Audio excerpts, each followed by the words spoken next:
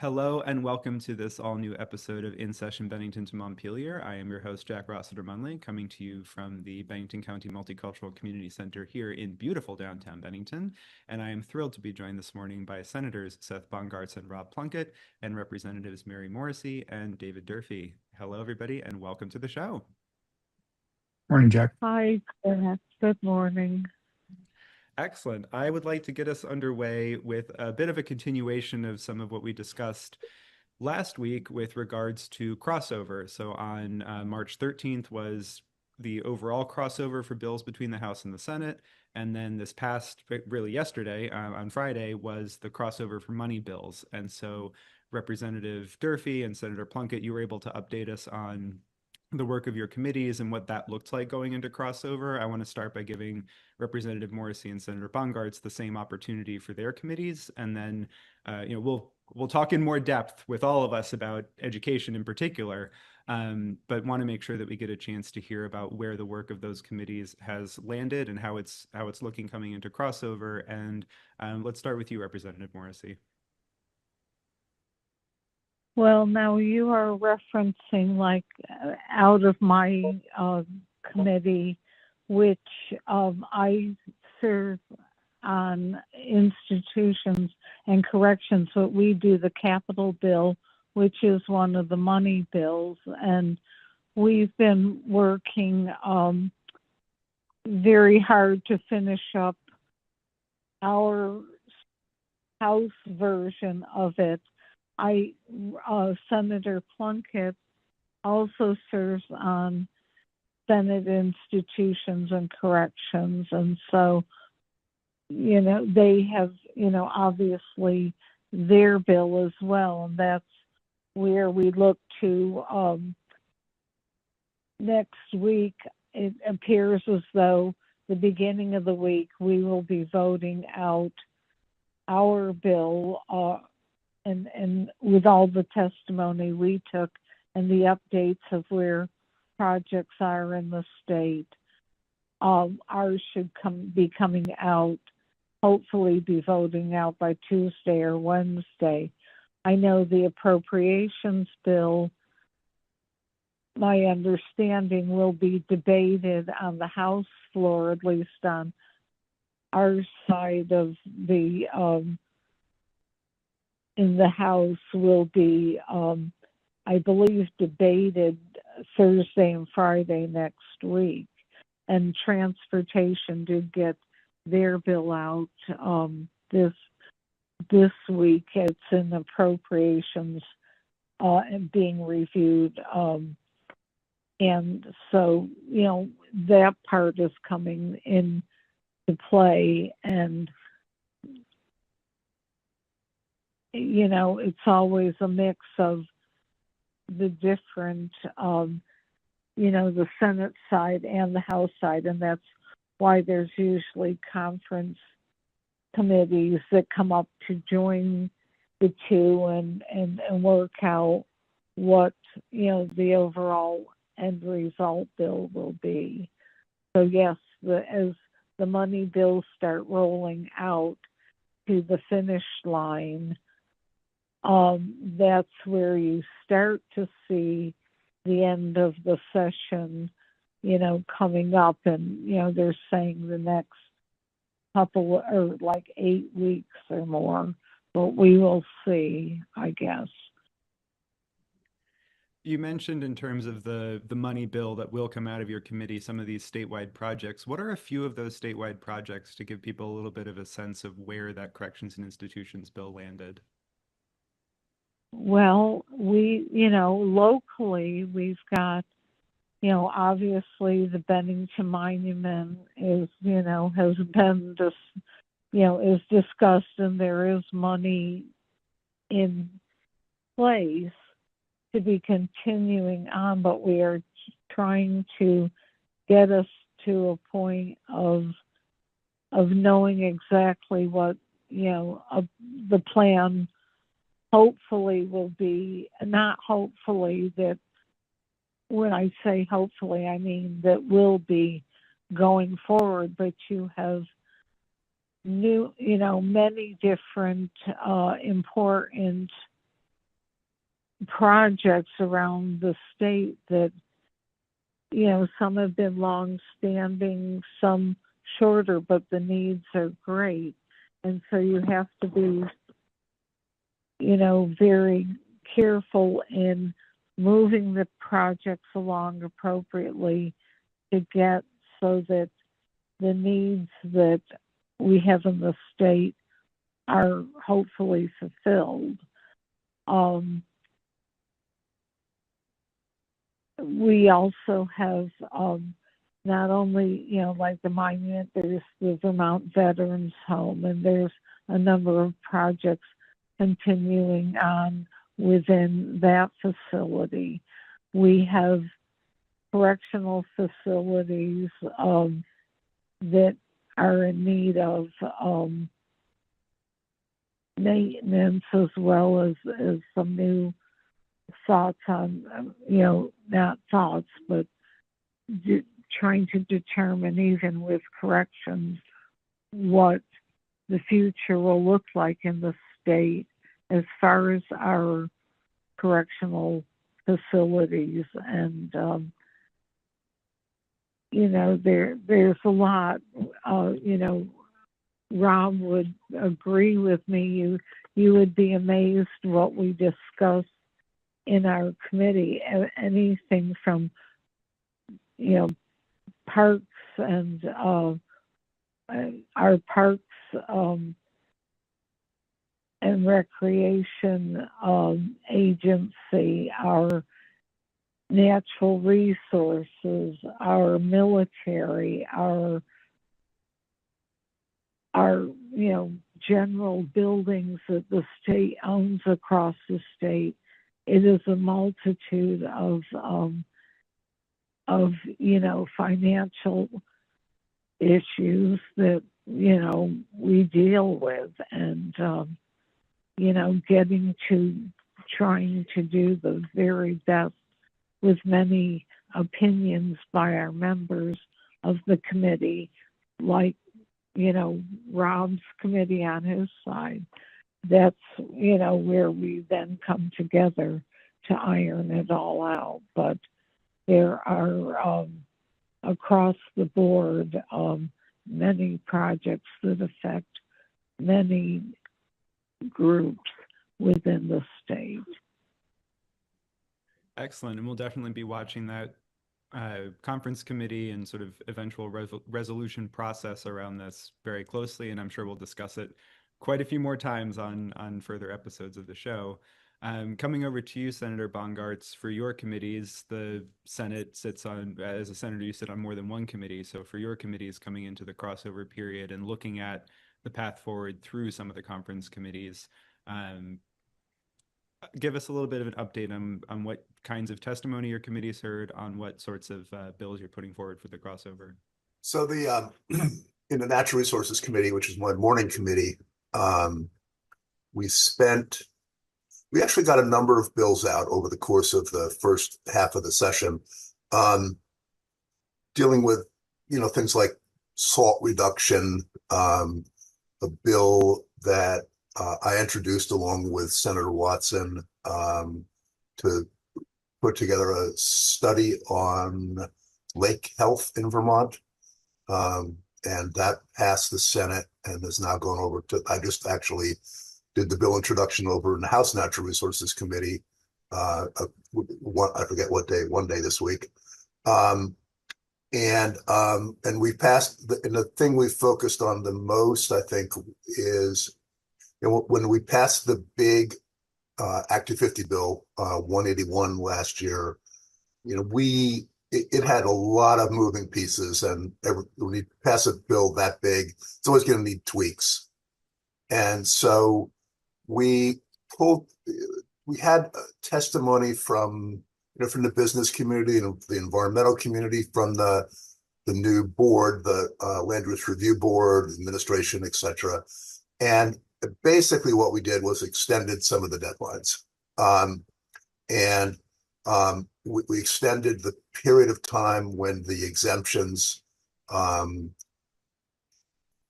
Act 250 for sort of the existing structure for downtowns until 2030 to make it easier to build housing in downtowns. And then by that time, the map and the new version, which kind of does the same thing, but we'll do it a little bit more carefully and in more detail, will be up and running. And so the one will just flip into the other.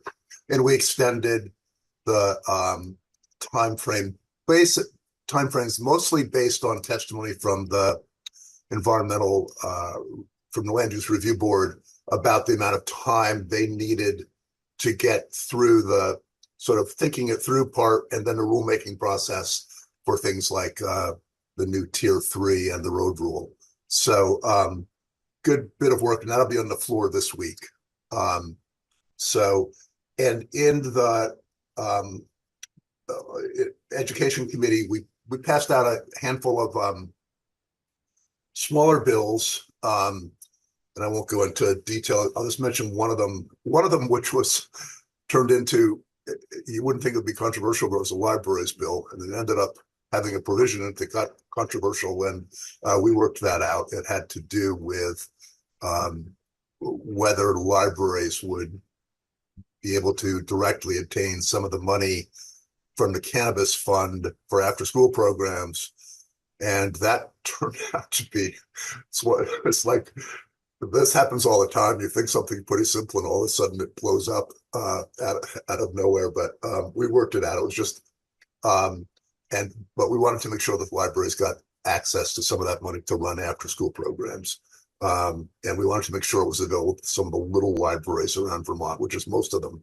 And it had been set up in a way that was just too onerous to get small amounts of money for libraries for whom it could do a lot of good. So anyway, we worked that one out. The important bill we got out over the last couple of weeks before crossover was a bill that deals with ICE showing up at the schoolhouse door.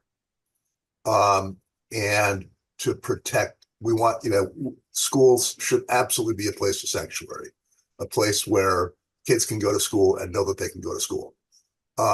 And so what this does is sort of sets up a policy where ICE is not allowed in, and then what happens if they do it anyway, and then policies planned out in advance, contacts planned out in advance. So it's really making sure that schools are prepared and have thought through the details and sets up a system for that to happen. Normally, just the rule of thumb, at least for me, and I think a lot of people, is there's all kinds of great ideas we all have all the time for what schools should be doing. But if we start piling on, telling schools what to do, they actually end up not being able to do what they need to do. So the starting point is we don't tell, we let administrators run schools. But this is one time where everybody, I think even including schools, recognize that it would be better to, whatever extra work it takes to get this ready, it's going to be well worth it when the time comes that if it does happen. So that passed the Senate, I think a week ago or something like that. So the funny thing is, in both committees, after real weeks of real intensity at the end, then crossover hits. And there's a moment in time when you go, okay, what do we do now? Because it kind of, there's a little lull in between before the bills come over from the other body. But we, of course, have been working on the larger ed bill, the second step in the Act 73 process, and we can talk about that whenever we want to talk about it.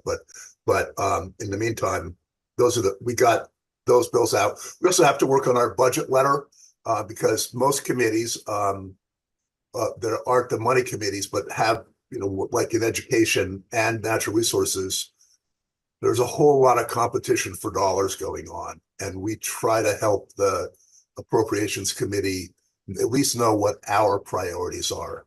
And they still have to sort through. So we try to do triage, try to say, these are the most important couple of things that we think that need to happen, give it over to the appropriations committee, and then, then it's out of our hands. But that's on our list. Excellent. Thank you. I appreciate that update, and we'll definitely be returning more to that larger education question. very shortly.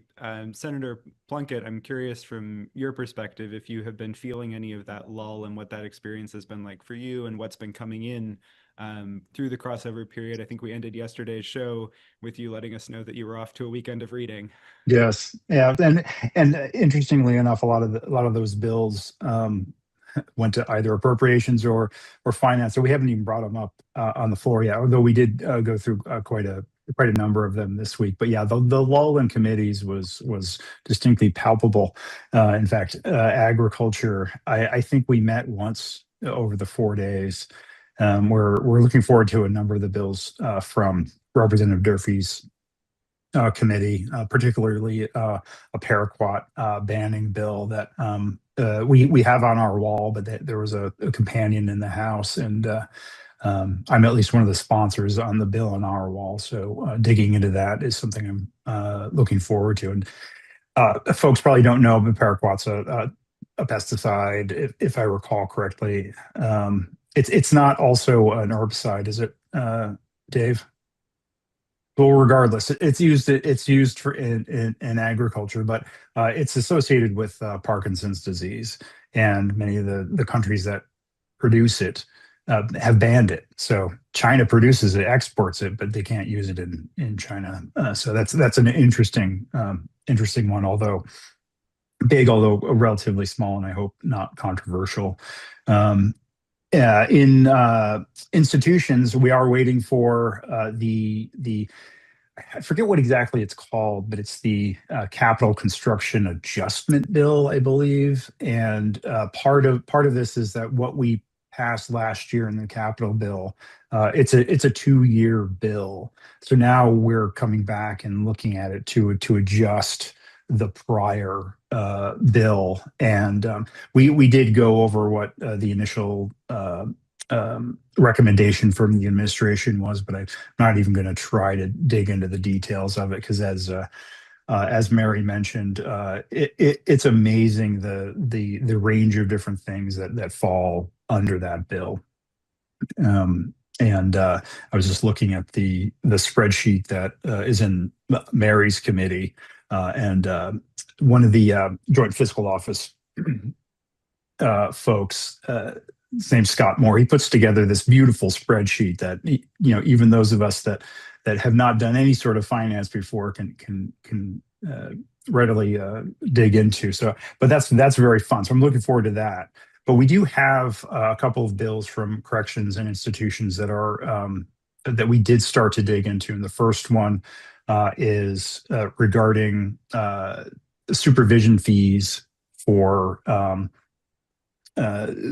those that are sentenced and aren't incarcerated. So that's folks on probation, folks on parole, folks on furlough. Right now, DOC can essentially charge these folks for their sentence when they're under supervision up to $30. And the House passed the bill striking that and also forgiving the outstanding debt for folks with that, which is not an insubstantial amount, but it's essentially bad debt that's never going to be collected. And I'm very supportive of that, and I was glad to see it come through because for years we had talked about how it doesn't make sense to punish someone and make them pay for their own punishment, but there were some reasons for it, and I believe it went into place in 2008. But we've now come to 2026 and realize that it's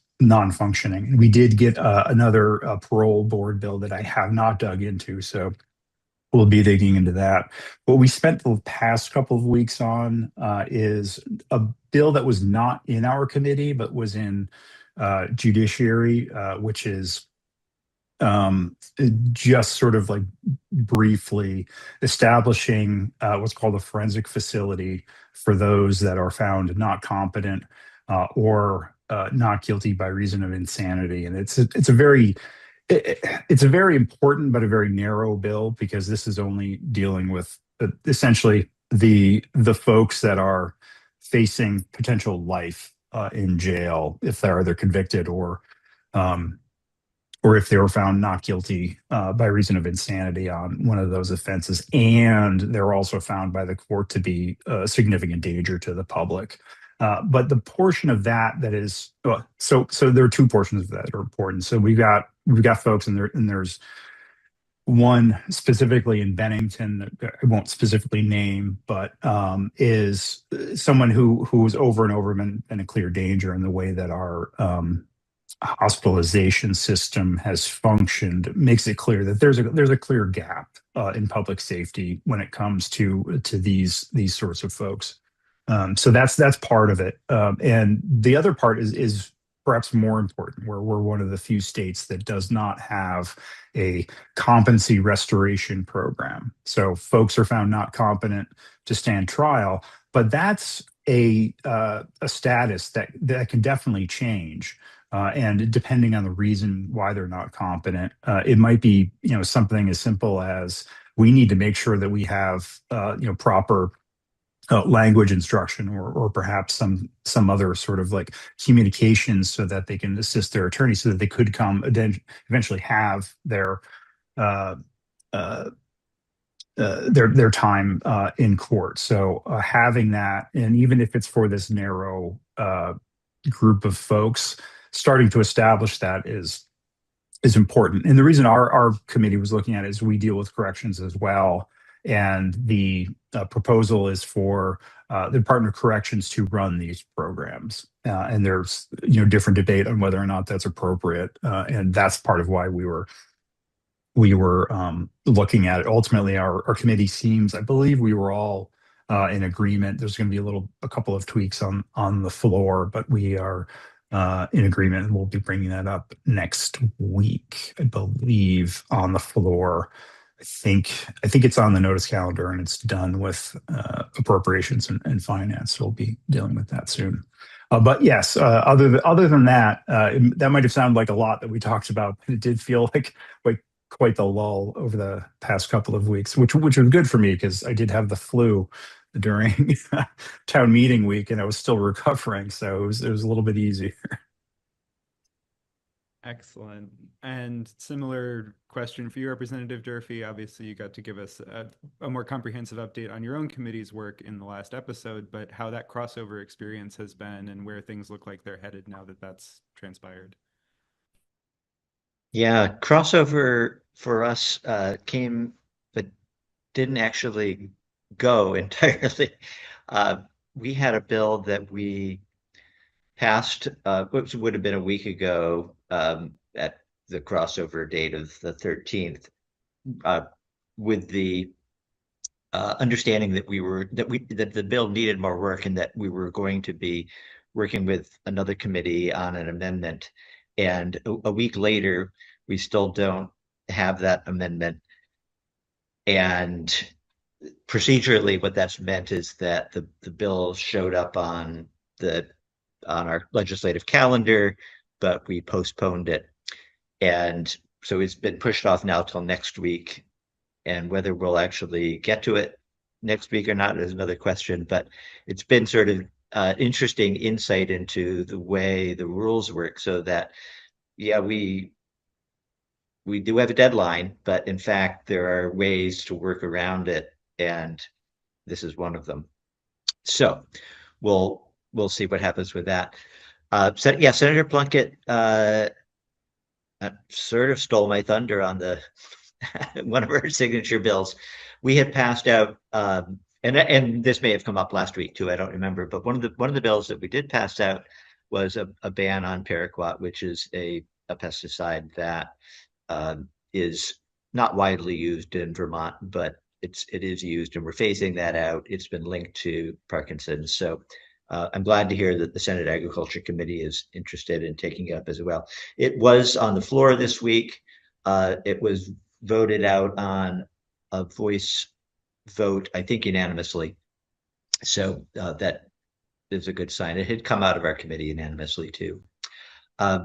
We had a pretty busy week on the floor. We had passed 6 bills last week. So with the exception of the one, they came up. One is the right to grow vegetable gardens, which seems like, do we not have that right already?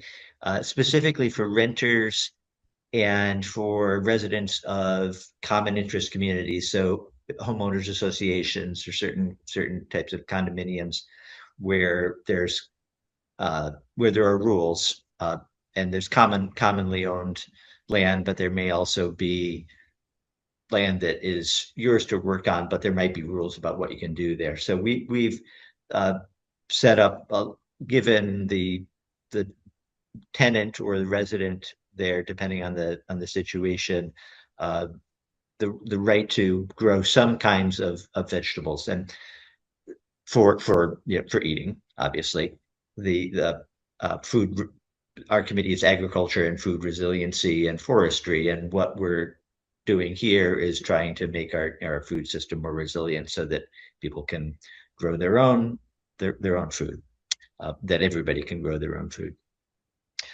Um, the House passed a bill that will require baby food manufacturers and infant formula manufacturers to make available to the public testing results for heavy metals in their products. We know that, for example, lead is found in the environment, and we know that no amount of lead is acceptable in our drinking water, and yet it's very difficult to remove it completely. And the same is true in things that grow. So what might end up in baby food or in formula may have trace amounts of various heavy metals, and there are limits. There's testing done, but different products, different batches can have different levels of those metals. So this will allow a consumer to scan using a code that'll be a QR code that'll be printed on the label, and already is in some cases, will allow the consumer to go in and look and see how much is in this batch, and what does a different brand have. So a parent or other caregiver can make an informed choice about those um, those levels of heavy metals. We did, as Senator Plunkett said, and Senator Bongart's also in this week, it's a bit of a lull. We're waiting for the bills to come over from the Senate. We got a bit of a head start. We took a look at what the bill is that we're probably going to get, and saw that there is a section on hemp and the regulation of hemp. So we took some preliminary testimony this week, and we'll dig into that more next week. But hemp and cannabis are easily confused, partly because they're essentially the same plant, and depending on the level of the psychoactive ingredient, THC, it's either a federally one or Schedule 1, banned drug, or it's something that is still federally regulated but can be grown. And obviously, we know that there are federal laws that ban marijuana, but state laws now have changed across the country, and yet it's not quite cut and dried as far as what about products that aren't that you don't have to buy in in a retail shop that's licensed for cannabis, but might have some CBD, for example, in them. And federal law is changing on that. So I know that the Senate looked at that, and we may be looking more specifically at what happens with those products that we've been able to buy over the past few years in retail grocery stores that may have some CBD in them, and may now be at risk due to new changes in the federal law. Otherwise, we had a busy week on the House floor. Appropriately, we had all passed out bills the previous week, and many of those bills, including ours, came up. So we had some long days this week on the House floor, and then next week we'll be digging more into the bills that have come over from the Senate. Excellent. I appreciate that update from all of you, and we'll definitely keep tracking how all these bills are moving forward, and especially as the conference committees come together, where the resolutions between the House and the Senate side land. On that topic of maybe different ideas coming out of the House and the Senate, I do want to return to that conversation around the broader education reform that's going on and the work that is continuing around the provisions that Act 73 requested in terms of statewide education transformation. There have been proposals put forward, one by you, Senator Bongartz, from the Senate side, another one that's come from the House, that have slightly different visions for overall statewide consolidation. Currently, just for general reference, we have 119 districts and 52 governing bodies in the current education system. The proposal that you put forward, Senator Bongartz, has 11 supervisory unions, and I would like to hear you describe that proposal in a little more detail and how that functions. And then that proposal has now been in conversation with the proposal that's come forward from the House side, which looks for 27 supervisory districts. And so if you could talk a little bit about where your proposal sits, where that House proposal sits, and what the path forward is between those two visions for this reimagining of the education system. So my every sense is that the House version that you described is dead, is not going anywhere. And what the House is looking at now is some kind of a shared services agreement. So what the Senate version does is, as we know, that for the foundation formula to work, there has to be some. It works better with larger districts, and so what we're looking to do is just, in some ways, is simple and practical. It's simply to reduce the number of SUs, those 52 that you were talking about, by about half, and reducing the number of districts from 119 to 60 or 59, 60, and set up a process for that to happen voluntarily for 2 years. And I think, by the way, that it will happen largely within those 2 years, because there's a lot of low-hanging fruit. There's a lot of easy mergers of districts. And then if that doesn't happen, we're developing criteria for the state board to close the gap down to get us to the 50%. Largely, probably the most important single criterion would be size of districts and trying to get them to increase in size a little bit. So it's not trying to do more than that. It is simply trying to reduce the number of SUs and reduce the number of districts, do it largely voluntarily or through an organic process. But then the foundation formula will work much better. And my own sense is that we actually may have more mergers than that, because districts will recognize on their own that it makes sense to merge with the foundation formula coming into being in FY30. And the other thing that we did that's in this draft, the most current draft of the bill, is to raise the base amount from it was 15,033, but since then, and then that 15,033 is then theoretically, even though the foundational formula is not in place, multiplied by the NEPA index, which is similar to CPI, but has different factors. What has happened in the 2 years, and so everything was tied to 2024, that's where the 15,033 came from. And, but if we don't adjust that base, given that we've had effectively statewide 5.5% and 5.5% increases over the last 2 years, when the foundation formula hit, we'd have a cliff. And so what we've done is multiplied the 15,033 times effectively. It's actually 5.3 1 year or something like that, but effectively 5.5 and then 5.5, and come up with a new base amount of 16,780. And that will, and then everything would tie from that into 26, as in 26. So we wouldn't have a cliff when the foundation formula comes into being. So we've done that. Now, what the finance committee will do with that, I don't know. If nothing else, it's a placeholder saying, but you should really look at this because we don't want to have a cliff.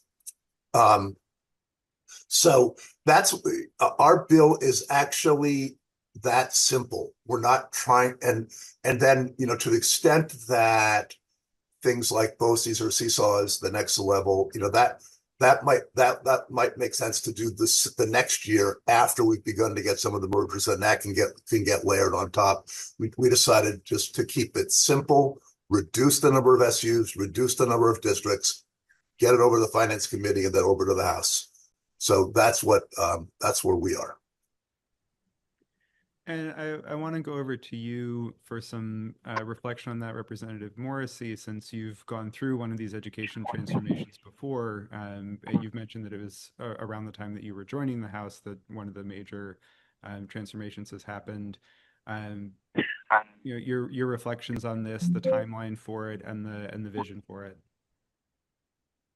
Well, you know, as I have said, and I don't say it just to, you know, put a statement out there, but this, as we all know, has to be very carefully and thoughtfully done because there are consequences if, you know, if it's not done well, and we have seen some, obviously, from, you know, the Act 60 that, you know, started off well-intentioned, but just is now, you know, not sustainable. But again, most importantly, we need to look at, you know, how obviously we can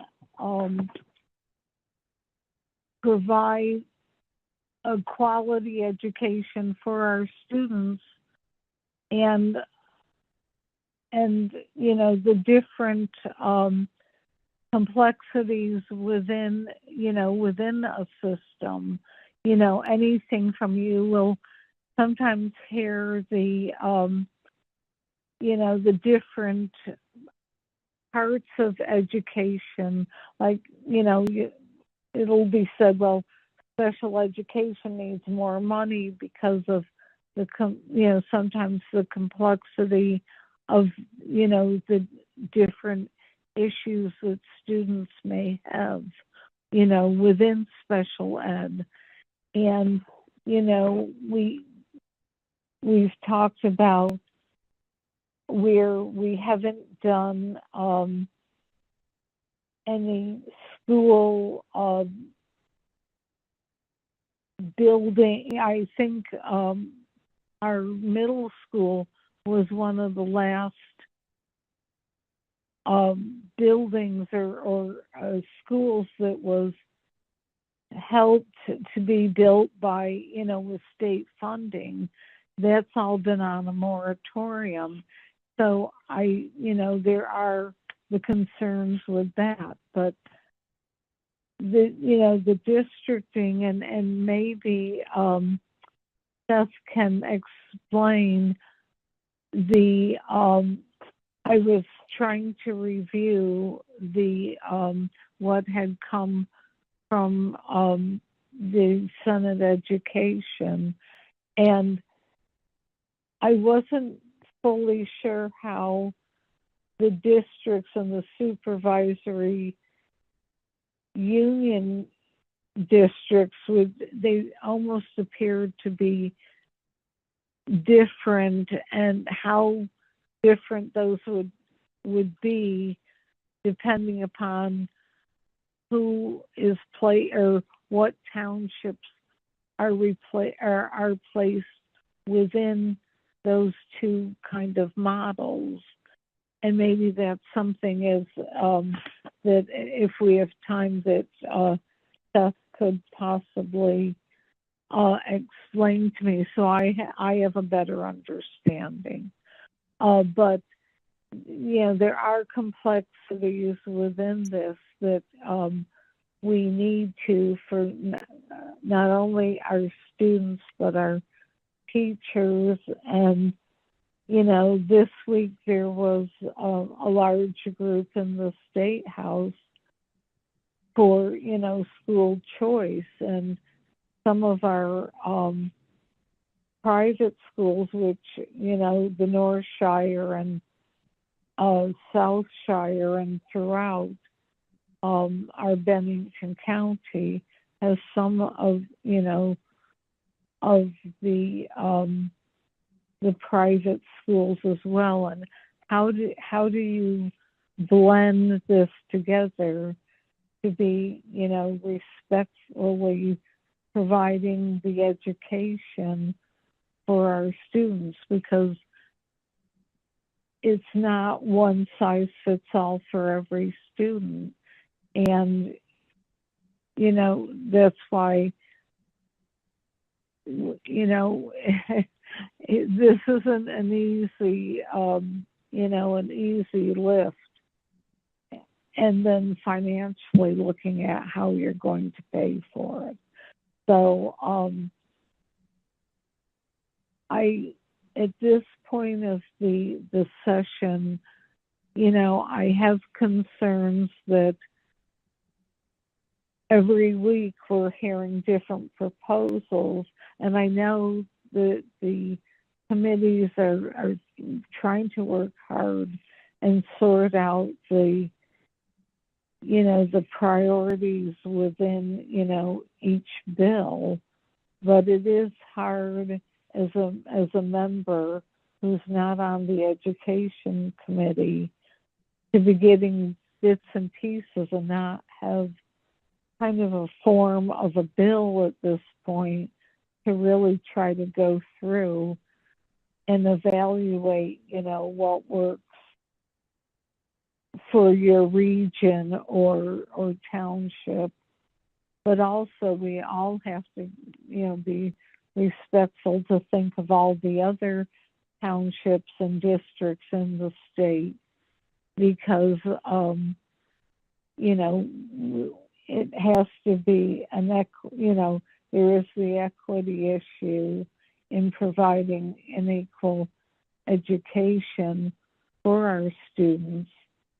And how do we do that? So this has been a challenging time, for education. And we have met, and the members who were on this show will, tell you that, our supervisory union, we have met pretty much on a monthly or as needed basis with the superintendent and some other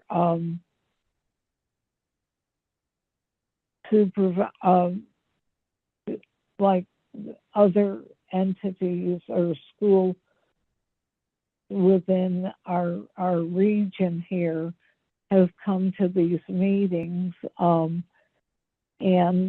to provide their input as well. But I'm hoping that we get to the point fairly soon of actually seeing a bill that we can get our arms around and really look to see what would work and what would not work. And again, there will be many different opinions on that, as there normally is and should be. But again, we've got to focus very carefully on what is best for educating our students and having the resources and supporting teachers in the process and families with the needs for our children. And I do want to bring two of those points back to you, Senator Bongartz, both about how the supervisory unions and districts interact with each other, because I think that's, definitely something that people just generally, I think, have questions about, and it can be hard to understand or challenging to untangle even when you're first familiarizing yourself with the education system.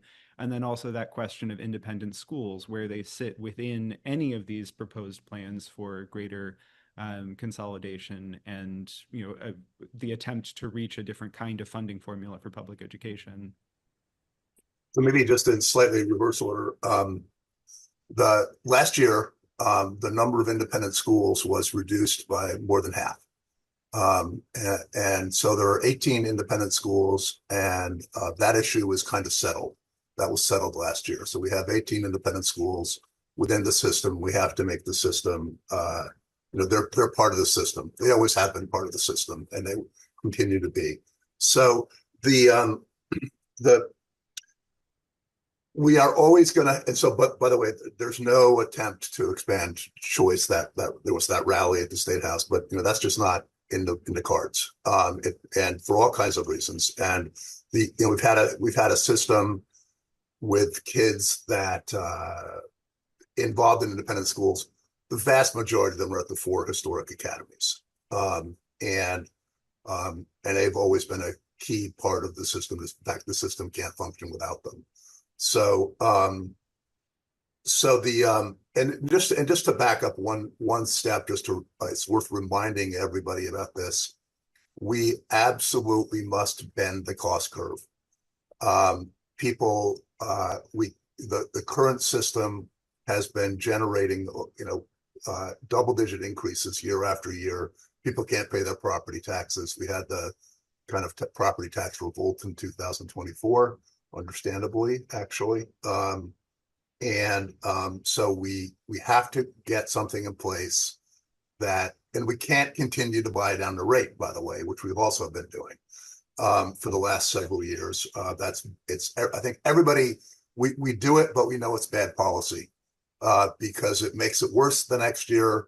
And we're using money that we can't use for housing or whatever else, or primary care, or all kinds of other things we could be using that money for as we try. So that's not sustainable. So we must fix the system, and we must bring down the rate of increase to a predictable level. So one of the realities of life is that the House version tried to, the map that you first referenced had only supervisory districts in it, and the problem with supervisory districts is that within supervisory districts, by definition, all constructs must be the same. And supervisory unions allow for districts that operate differently. Like they might not operate at all in some parts of the SU, and they might have elementary schools in some parts. That's Essex County, by the way. In particular, the islands are the same way. They don't have any high schools, so their kids all tuition. So as we have taken testimony from around the state, it's very clear that there's no chance under the sun of passing a bill that doesn't have SUs. And SUs allow, as Mary referenced, the terminology of one size does not fit all. SUs allow for a system that has differences within it, but that achieves the goals. And so the bill that we're putting together in the Senate has actually 12 SUs. You were right when you said 11 because it used to have 11, but it's gotten moved to 12. And partially by recognizing that Bennington County was going to be by far the largest SU. And so and everybody's now around 2,700 in that range. And so we divided Bennington County. I heard a lot of discussion about this, and it was too big. And so we kind of went back to the way that Bennington County is set now, and it brings the number to 12. But so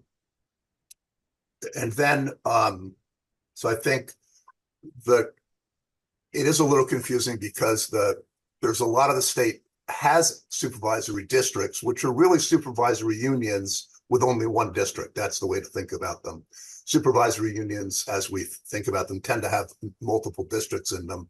So the SDs are really supervisory unions, but there's only one district. So, and those tend to be focused around Chittenden County, not just in Chittenden County, but around Chittenden County. There's a big block of SDs, and they work for them. And so there's no attempt to change that. And so we have a system where we're trying to reduce that area of the map around Chittenden County, reduce that number by about half, and then do the same thing with the rest of the state. So that's what we're trying to do. And if we can accomplish that, and again, largely voluntarily, it will make the foundation formula work much better. And my own view is that We have to have something like the foundation formula in place, or we're going to, the current path is absolutely not sustainable.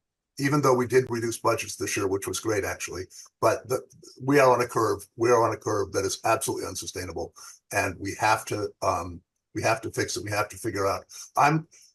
My committee, I think, is looking for a very practical, not very threatening approach that allows this to happen organically. And again, there's so much low-hanging fruit of obvious district mergers that I think it will happen, if not entirely on its own, almost entirely on its own within that 2-year period.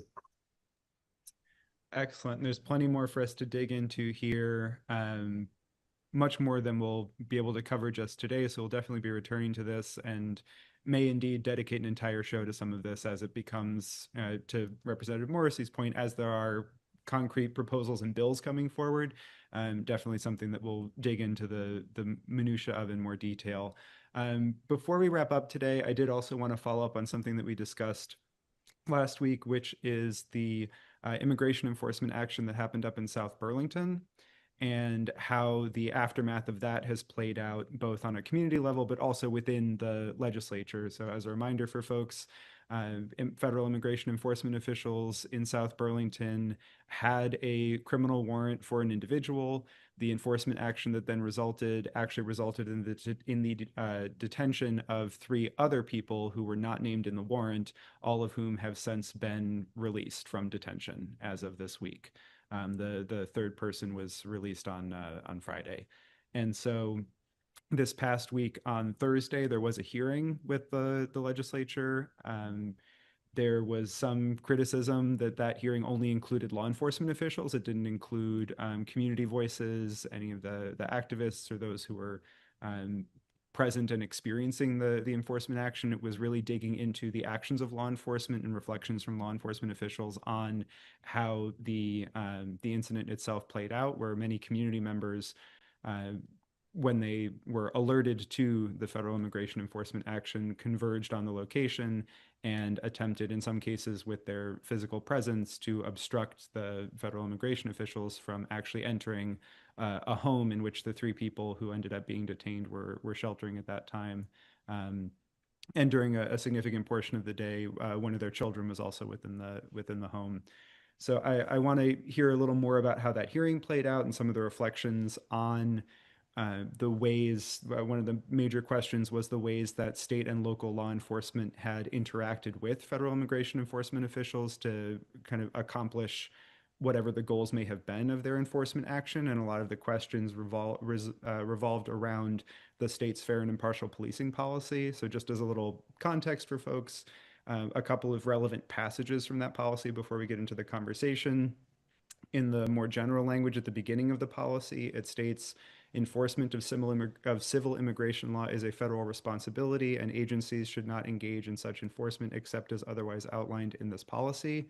And then Section 5 of the Fair and Impartial Policing Policy is state/local law enforcement authority / priorities and federal immigration law. A couple of pieces from that, which were sort of at the center of this conversation, are the portion that reads, "The trust and cooperation of immigrant communities is essential to prevent and solve crimes and maintain the safety and security of all. The U.S. Constitution's Fourth Amendment and Vermont Constitution's Article 11 rights against unreasonable search and seizure apply equally to all individuals in Vermont." And then the 2 subsections there say that, and this is a model policy, so these are, this names specific agencies when it's adopted, but it says agency members do not have authority to enforce federal civil immigration law. Mere presence in the United States without authorization, for example, residing in the country with an expired visa, is a civil violation and may not be subject to investigation. And the next section reads, though agency members have authority to enforce federal criminal law, enforcement of federal criminal immigration law is generally not a priority for the agency. Accordingly, agency members should not make warrantless arrests, detain individuals, facilitate the detention of individuals, or otherwise expend resources investigating or enforcing unlawful entry or unlawful reentry cases unless such actions are 1, necessary to ensure public safety or officer safety, imminent risk of physical injury or subject officer or third party, or 2, integral to the investigation of criminal offenses unrelated to immigration law. And then in the additional restrictions section of that fair and impartial policing policy, it says that agencies shall not accept requests by federal immigration authorities to support or assist in civil immigration enforcement. So a lot of the questions that have come out of the events that transpired in South Burlington are around whether or not some of the actions taken by state police and local law enforcement officials may or may not violate some of the provisions of this policy based on how the complex events on the ground played out in real time. I'll bring it over to you first, Representative Durfee, for reflections on that hearing that took place on Thursday and just generally how this is sort of being digested as more information about what happened in South Burlington comes out and these questions are being addressed. Yeah, I will just say that in all honesty, I only know that hearing took place, Jack, because I read about it through in the news media. And I think that's maybe just an illustration of how we are uh, when we're in Montpelier, we're focused on the things that we're focused on. And often those interact immediately with what's happening in the outside world, and often they don't. I Senator Plunkett is probably better positioned to speak to the legal aspects of the question, and I believe, and again, this is only inferring from the news article I read, that this was a Senate hearing, maybe Senate Judiciary, although it may have been a joint hearing. But in any case, I was glad to see that the hearing took place, glad to read that. Um, a little disturbed by some of what I read. Um, I don't know what is intended to happen next, but I think that certainly shining a light on the question and doing so right away uh, was it was a good thing. And beyond that, I don't really know. I'm going to just break with protocol here briefly, Jack, because I know we've moved on, but I wanted to say just a thought that I wanted to air regarding education, if I might. Uh, I'm increasingly pessimistic that we are going to get anything done this year. And that's despite the fact that the governor has threatened to veto the budget bill, the big budget bill, if we don't. It's I think just a question of very entrenched vested interests and different interests that are going to make it hard, despite best intentions. And I completely agree with Seth that we need to uh, that a foundation formula or a way of bending the cost curve, which is the expression we use for not spending less, but stop increasing so much every year what we're spending. That has to happen. But I am wondering increasingly whether that's even going to be possible. And if not this year, with so much attention on it, and the governor putting, drawing a line in the sand, whether that's even now that's going to happen. So anyway, apologies for going out of order there, but That is totally fine. It is excellent to have your reflections on that as well, and a valuable perspective, and certainly we'll be following up on whether or not action actually does take place and how perhaps similar to last year, the legislative session is extended because of the question around education.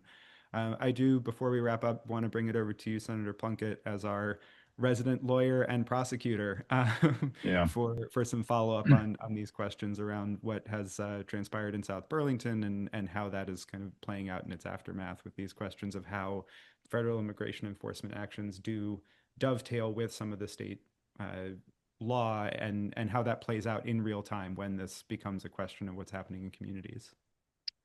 Yeah, and so because the law and my agriculture committee, I was able to be at the hearing. It was a joint hearing.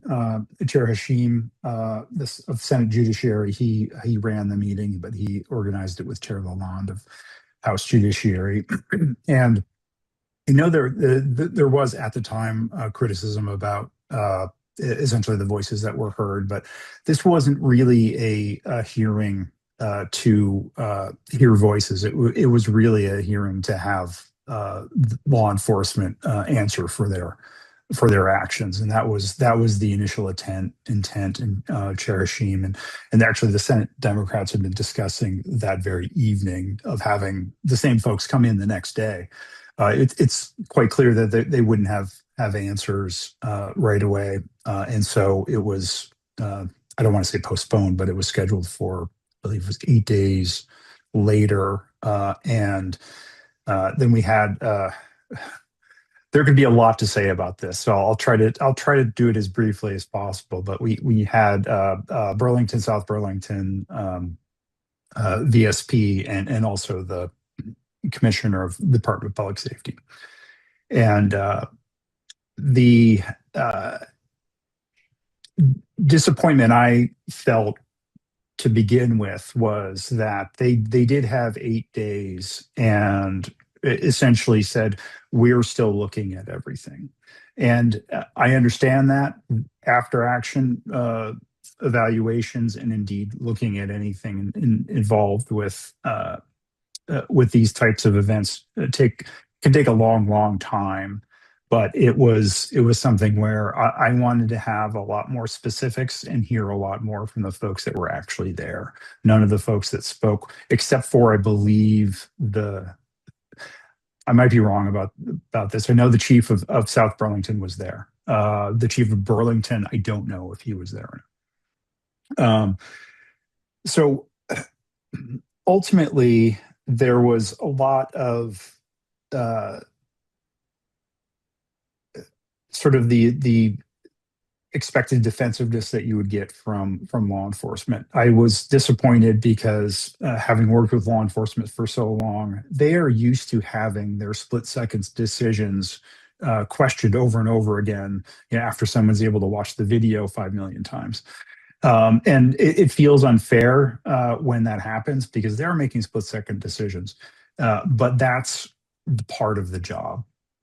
And I didn't expect, especially from the chief of Burlington, to hear such defensiveness and to have it be something where it was clear that he was blaming a group that he called agitators that perhaps was not warranted. The South Burlington chief of police said a few things that were quite heartening to me, actually. And he didn't say it in this way, but it was very clear that his concern was that the federal agents were going to hurt protesters. And he wanted to prevent someone's death. And so that was heartening. It was also heartening to hear that the special agent in charge of HSI was part of the conversation and had tried to dissuade the it's ICE ERO, and I forget what ERO stands for, enforcement removal operations or something. Tried to dissuade them, and that those folks weren't local. Those folks were from out of state, which was something new that I had not heard before, and that at least our local and the different alphabet agencies, it's all complicated, but we don't want to go into that. But it was heartening that our local federal folks were trying to dissuade it. There are two things that I was deeply disturbed by, and one of them came from Colonel Birmingham, and I'm hoping that he gets a chance to explain it a later time, and the other was from Commissioner Morrison. I'll start with Commissioner Morrison, where the question was essentially, what internal investigations are going on. And I'm just going to say internal investigations because there are different layers of different complaints. And what I heard from her was that we got a lot of these that were anonymous, and so therefore we cannot investigate. That was something that I know, at least in my role, is not necessarily true. They can be investigated. They are, however, going to be looking through all of the body cameras, putting together a timeline. So perhaps that'll be fleshed out a little bit more. The other thing was from Colonel Birmingham regarding when local law enforcement sees federal law enforcement using excessive force, what can they do? And essentially, the sense that I got was nothing can be done. It should be referred to the U.S. Attorney's Office, and that was something that I was shocked to hear. in part because, and I don't have all of the facts on this, and I'm withholding final judgment on all of this because I don't know a lot of the facts. I've just heard what's been there. But one of the things was that when ICE was trying to retrieve one of their vehicles, there was a single ICE officer behind the wheel, started to drive, started to move forward, and there was a protester underneath the wheel. And a trooper was stopping that officer from going forward and had to first yell at him to stop, which he did not, and then punch the window. And I don't know if it was punching out the window or if it was just getting the driver's attention. And I hear that, and I think that that is use of deadly force against another human being, and it may very well be criminal. And local law enforcement can investigate that and should. And so that was something that I was disturbed to hear, and I hope that there's further explanation for that. But what I'm also heartened by is what Chair Hashim's um, uh, intent was to try to put local law or put law enforcement or state law enforcement their feet to the fire at this hearing, and then have a much broader public hearing where we'll hear from the folks that were there, and have them have their say, and have that at a time when it's convenient for most people, and probably for a much longer period of time. I think we had maybe 2 hours. I'm guessing that the later public hearing will be longer. So that's really a very short sort of my impression for that. In the room, we obviously had the two judiciary committees. We had from the Senate side, Senator Rom Hinsdale was there, Senator Hardy was there, myself were there. So, and this, I'm not saying that any folks should have been there, but I'd hope to see a lot more legislators. I did see Molly Gray, who's a candidate for lieutenant governor, but I wanted that room to be filled with legislators, and it was mostly not. So be that as it may, but I don't know to what degree there's a lot of real discussion in Montpelier about it, in part because of the timing. We were, the House is definitely busy on the floor, and the Senate side had our different sorts of things. So I'm hoping that this will not stop, and we'll keep going. We'll hear a lot more from those folks. Thank you very much for those reflections, and certainly something that we'll be keeping an eye on and looking for further hearings and further outcomes from this initial discussion with local and state law enforcement. I want to thank you all for your time this morning, and we will return to these topics and many others in future episodes of In Session.